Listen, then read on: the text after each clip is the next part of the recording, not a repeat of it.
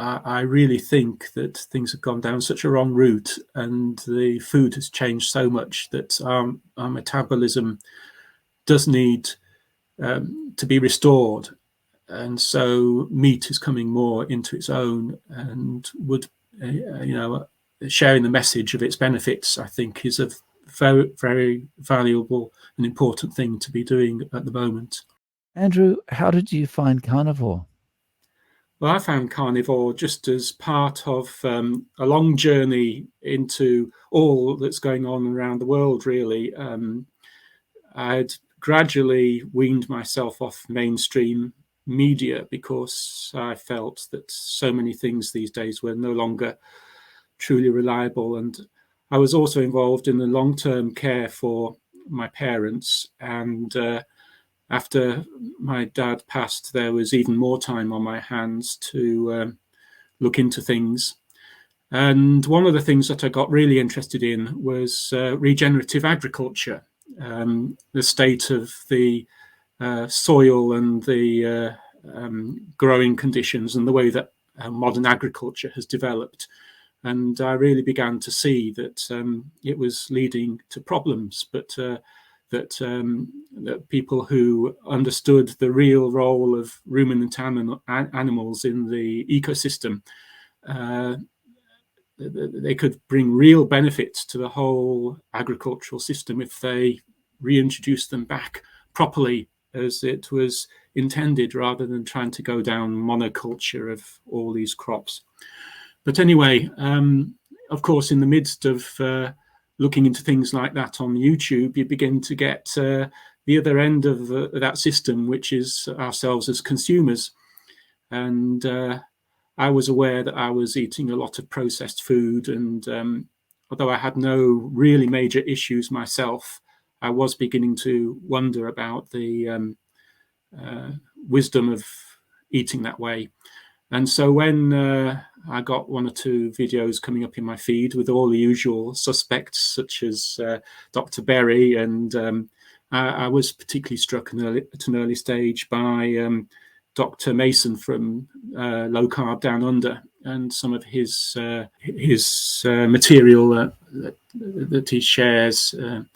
And I began to think, after only just a few days, that they were really onto something with becoming more animal-based in eating. So I continued watching some videos. Like so many people have said, it became a sort of several hours of the day were taken up with looking into it. And within a week, I decided that although I had no major issues I was really aware of to address, that I would give it a try. And I did almost a complete changeover. As I say, had been eating a lot of processed food, convenience in the, Dad had required little and often his food. He was a laryngectomy. He breathed through his neck for his last 10 years, and he needed increasing help, and he lost a lot of his sense of taste, and so he wanted different things from myself. And when my mum, who died earlier, she was alive, she wanted different things as well. So it was quite complicated, just trying to keep things going and care in the way that was required. So I took the leap, and I didn't go completely carnivore, but I would consider myself ketovore. And so in early September 2022, only a week or two after first really hearing about it, I took the step. I cleared out a lot of stuff and got in the meat, went back to bacon and eggs and chops and things for breakfast, and beef for evening meal, usually in the form of mince, as we call it in the UK, or ground beef, and started from there. I was aware that there might be some immediate issues, but I didn't really get anything major, just a a little bit of the toilet sort of issues that people talk about, but only very minor. Other than that, I almost immediately began to see a few changes. So that's where the really interesting part comes in, I suppose. Well, that's awesome. That's well over a year now. Yes. That's excellent. So, what kind of changes have you experienced? Well, immediately I began to see the sleep pattern change. Um, I never had major sleep issues, but I did often take a long time to get to sleep, and I definitely took a long time to get up and get going in the mornings. I never thought of myself as a morning person. Suddenly, I was waking up at 4:30, 5 o'clock, 5:30, and not just sort of laying there, but wanting to get up and start the day. And that was something that was quite new and quite unexpected, and something that has kept on going. And the timing can only be associated with the change in diet. There was nothing else going on to make such a radical change after such a lifelong sort of sleep pattern. So that was quite quickly started happening. Another thing was just my general attitude and mood began to lift. And I had been very closed in for 5 years or so with the care for mum and dad, and I was very shy when I was young, and I would never have imagined doing something like this. I've never shown my face on YouTube, uh, and so that as well is just a testimony that the general sort of confidence has come back, and the anxiety problems that I did have and just thought was a part of who I was have lifted, at least to a significant extent. I wouldn't say they're all gone. It's still a part of me, but that's been another very positive change which has lasted.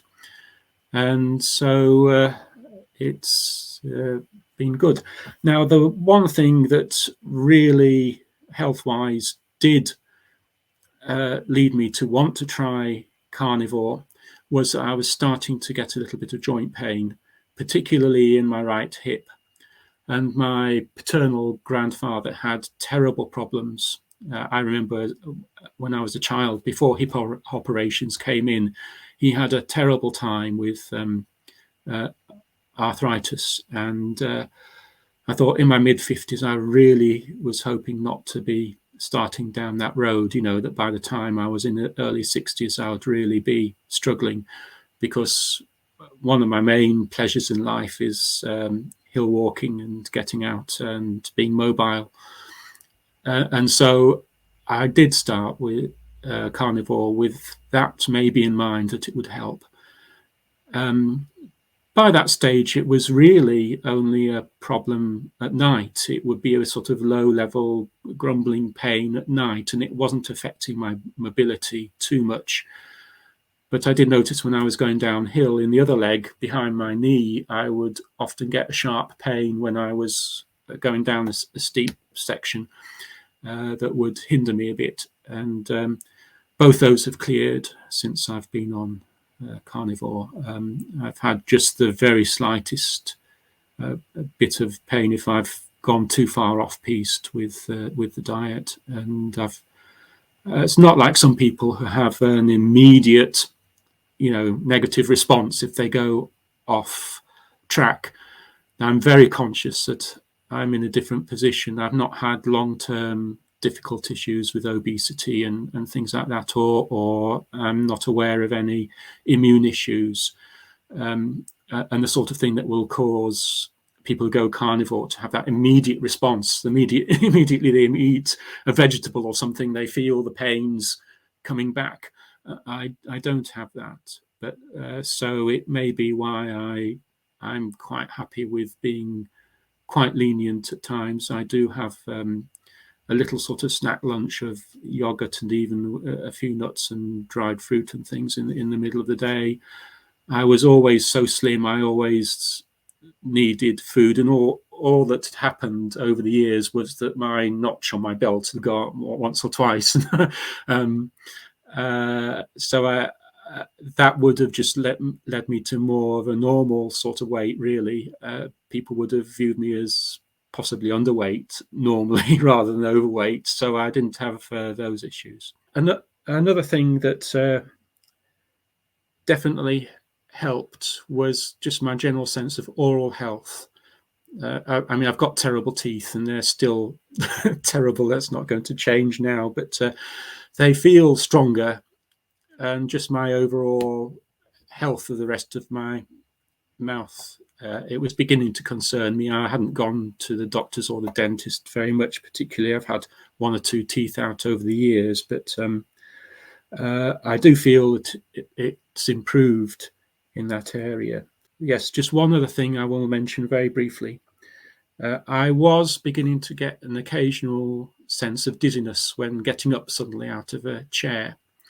And, that can be a sign of circulation and things not being too good. So I have noticed that I've not had that problem again in the last couple of years. So from a generally reasonable health base, I think, where I've not been to the doctors at all, thankfully, for many years, apart from a couple of minor injuries, it's been good. Yeah. That's awesome. Congratulations on everything. Congratulations on finding this lifestyle. You mentioned that you've always been on the slim side. What has happened with your weight since you've been carnivore? Have you just stayed stable? Have you put a little bit of weight on? What's happened? No, it has gone down a bit again. A couple of notches on the belt have gone down. So one of the two of the trousers don't fit any longer and that sort of thing. So yes, but it was weight which was in the wrong place. What weight I did have, I was carrying in the wrong places.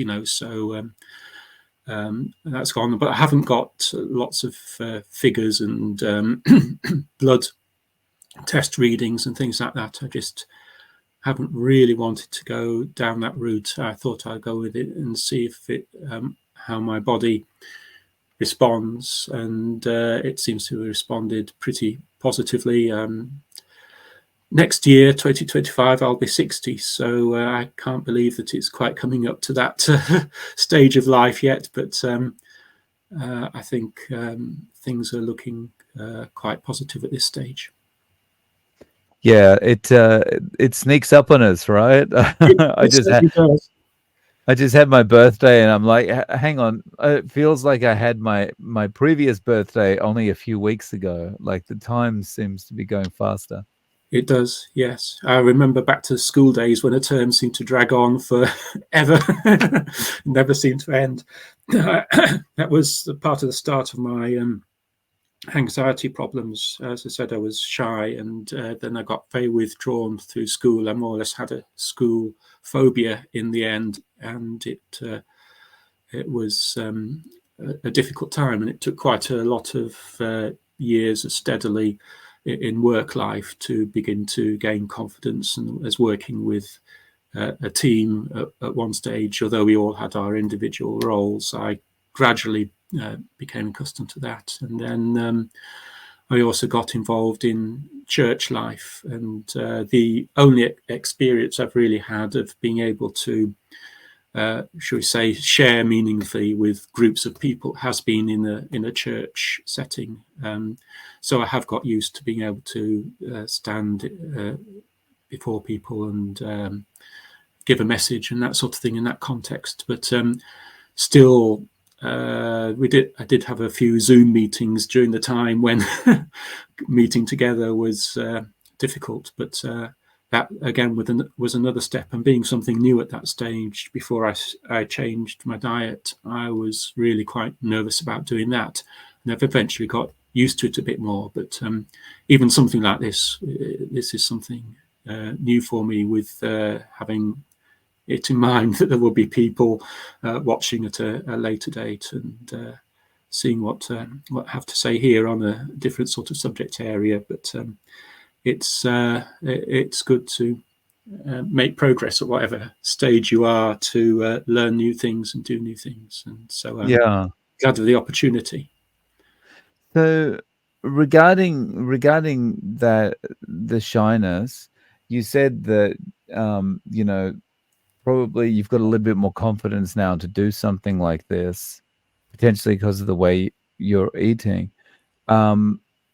How, in that regard, in the thinking about the shyness and having more confidence and that kind of thing, how do you feel that that's going to go in the future? Do you think that's something you'll be able to build on quite easily now? I think it's something I can build on. I'm at a stage where maybe 18 months in, I've had a house move and moved to a different area of the country and had to start up new relationships. So at this stage, I've sort of stopped at stage of making new church friends and that sort of thing. And I know that there are more steps to take, and I need to get last few years of working life sorted out. And with a very patchy background now, it's difficult to know how to go forward in that. But I do think I'm in a better place than I would have been if I was still eating the way I was before. I was definitely getting run down and withdrawn, and with no sense of wanting to try and take steps. And I think it'll be much easier now. And I'm very glad of the church friends that I found, and some good things happening there. So a lot of positive steps. That's nice. So you mentioned that you're more carnivore, and then for lunch you'll have like yogurt and dried fruit sometimes and things like that. How many times are you eating during the day? Well, apart from that, I'm eating twice. I'm eating a breakfast and an early evening meal. I'm trying to reduce the window. I try not to eat before about 8 in the morning and after about 4:35 in the afternoon. I know normally it would be a more restricted window than that a lot of people find beneficial, but I've been so happy with the sort of level I've reached and the issues that have been helped, that I've not felt the need to go to one meal a day. I think that I might struggle with that with my background. I was not having these weight issues and things. I think my experience of it is coming from a slightly different angle, but I don't know. I might get even more benefits if I was to give one meal a day a try, but I haven't tried that, or haven't tried fasting either yet. I've missed meals once or twice here and there without any issues, but I've not gone intentionally into a period of fasting so far. So yeah, I mean, if you don't feel there's a need to, or you feel comfortable as you are, I don't think there's probably a need to go down to OMAD. If you're quite comfortable going along the way you are, I think that's great. Yes, that's how I've felt. I'm certainly very aware of those who have found the benefits, and like I say, me having the odd thing outside the strict carnivore doesn't mean that I don't appreciate that there are many people for whom it is really important to keep strict, because the issues that they're facing return so quickly if they go off track, even in the smallest way. And so I appreciate their position very much, and but while I feel it isn't harmful to me, I'm I'm happy, just to do that. For example, I was invited to friends over Christmas, and in fact, it was the second year in a row I'd been invited to these friends very kindly, the family, and I made them aware of what I was eating, and I tried to stick to it quite rigidly the first year, Christmas 2022, and they were very accommodating. But this year I decided I would try, just for those 3 or 4 days, and more or less join in with whatever they were having, within reason. I had the normal Christmas dinner and even a little bit of the sweet stuff. And at the time, there was no immediate response, but I think there's just been a little downtick in my overall mood, which has lasted a few weeks. So I don't think I'll go as far off track again, but it was, you wonder, and I thought, well, how far can I go? But I don't think I'll go.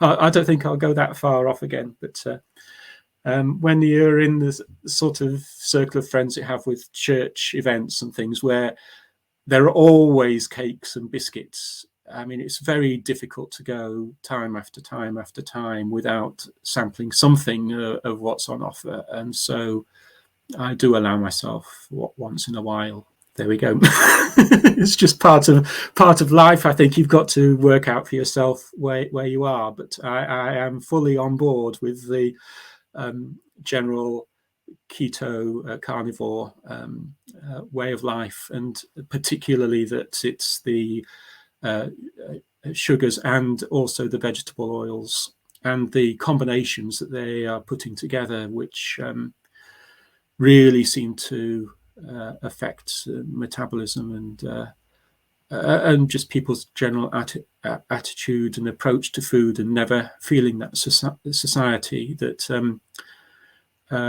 is really leading to a lot of problems for so many people. And I'm very happy to be able to say that even for those of us without major issues, it still seems to make a real difference to go at least some way down that route. And that's what I thought I'd like to try and encourage through the opportunity to like this, to reach out to maybe people without major issues, but you might still find really surprising wide range of benefits by trying to cut out the sugars and the carbs and the vegetable oils and move over to a more meat-based diet. Yeah. So for someone watching that hasn't quite committed yet and is thinking, you know what, this sounds a little bit crazy to me. You start eating at 8 o'clock in the morning. You only have 3 meals, and the last meal you're having is 4:30 in the afternoon, and like no snacks, no nothing, and then you go all that time back to 8 o'clock the next day and never eat again. How is that possible? What would you say to them? Well, it's amazing when you start doing it. It's amazing how easy it is, almost from the first time. I used to have the cereal for breakfast and stuff like that, and then within a couple of hours I was wanting something else, and so I'd have something mid-morning, and then the pattern that just develops. You've got this up and down cycle of your body. You're never feeling satisfied for very long, and it's just the long-term even keel of energy that you get through eating the meat and particularly the fat, and it just sets you up for the day. And I go after 4:30, 5 o'clock, occasionally a bit later, but I never think of having anything else to eat before going to bed now. It's just not needed, and it's just surprising how easy and straightforward it is once you get fat adapted. Your body is running in a smoother, functional way, and it just it's just really, really good the way it works. I can go out for a walk in the hills, and I don't need to take lots and lots of snacks and things and weigh up my bag, with stuff just to keep me going. The what I eat in the morning is fuel for the day, and it's made a difference even on quite a long day in the hills. I don't need to take great packs of stuff out to stop and eat every mile or so. It's and actually, speaking of being out for a walk, it's amazing because you can go out to do something and you can take whatever little food you need, and you never get to a point where you're scrambling for where's the nearest restaurant, where's the nearest cafe, I need to get something, right? Yes, well, I like to go to the sort of places where there aren't any cafes and things anyway. But it's some distance to go. I mean, I need to have a little bit of something with me to, in case something goes wrong or whatever. But really, it is good not to think, well, I'm going to need so many chocolate bars or things like that during the day out, and all these things which are not really very good for you.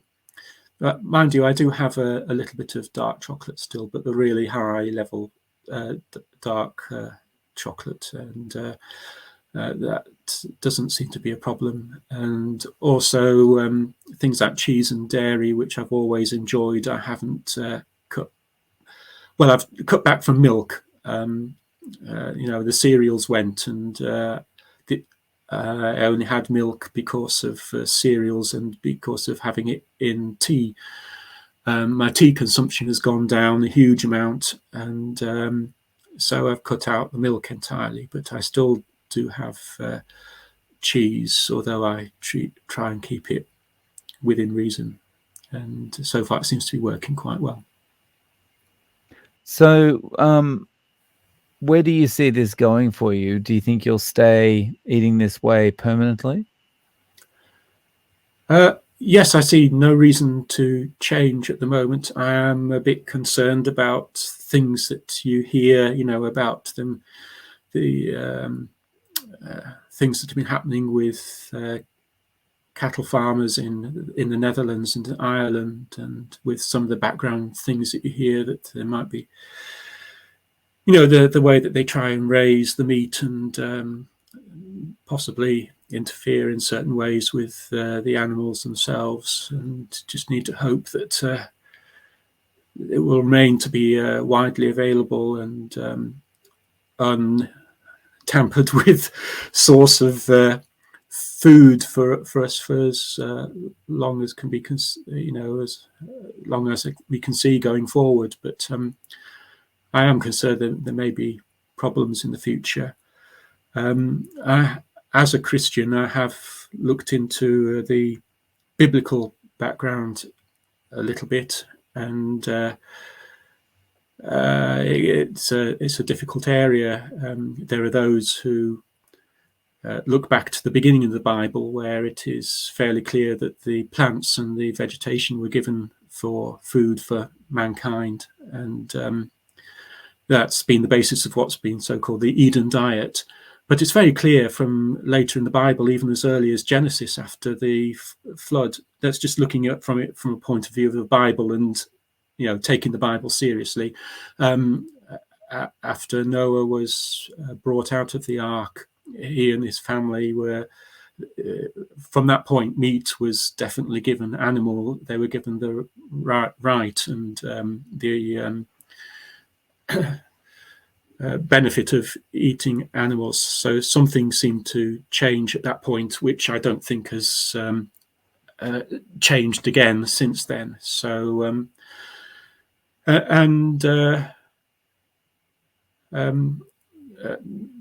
the scriptures at the time, they said we're to be not judgmental upon one another. If somebody wants to eat vegetables, then that's all right. Or if somebody feels free to eat meat, that shouldn't be judged, and we should be careful with, in that way to accept one another. But I just feel so much has happened in the food industry over recent decades that the processed foods and having these fruits, strawberries in the market in the UK in the middle of winter is just not normal.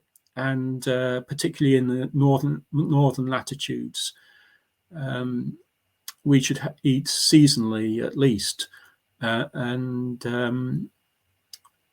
I really think that things have gone down such a wrong route, and the food has changed so much that our metabolism does need to be restored.